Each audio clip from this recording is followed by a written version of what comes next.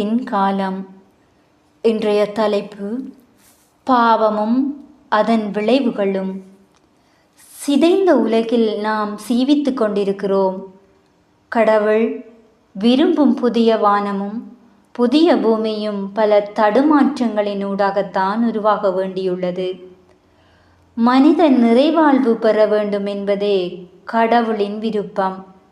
ஆனால் அந்த நிறைவாழ்வு ஒரு கனவாக மட்டுமே மாறிவிட்ட சூழ்நிலை இன்று காணப்படுகின்றது. மனித உயிர்கள் சிதைக்கப்பட்டு மடிந்து கொண்டிருக்கும் இச்சூழ்நிலையில் விவிலியமும் புரிந்து கொள்ள முடியாத ஒரு புதிராகவே பலரின் கண்களுக்கு தெரிகின்றது.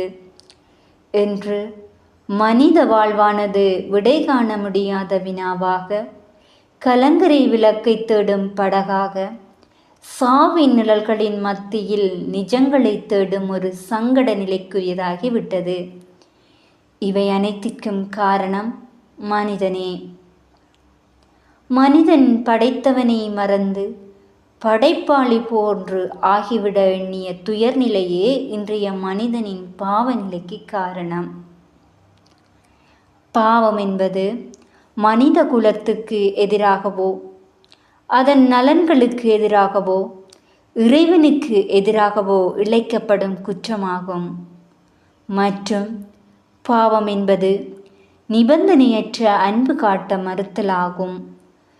இறை அன்புக்கு செவிசாய்க்க மறுத்தலாகும். தன்னலம் காரணமாக அயலானை ஏற்க மறுத்தலாகும். அடிமைத்தனத்தை நிலைப்படுத்த சுதந்திரத்தை உதறித்தள்ளுவதாகும். மனுக்குலத்தின் சிகரமான மனிதன் தனது சுதந்திரத்தன்மையை இழந்து இவ்வுலகின் மாயைகளுக்கும் தீமைகளுக்கும் அடிமையாகாமல் வாழ்தலே ஒரு உண்மையான வாழ்வாகும். இது ஒவ்வொரு மனித உயிரிலும் உந்தப்பட்டு உருவாக்கம் பெற வேண்டும்.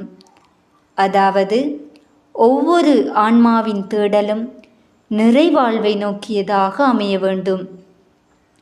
ஆயினும் கருவறையில் தொடங்கிய மனித வாழ்வு கல்லறை மட்டும் துன்ப துயரங்களை கடந்தே செல்ல வேண்டும் என்பதே இறைவனின் நியதி.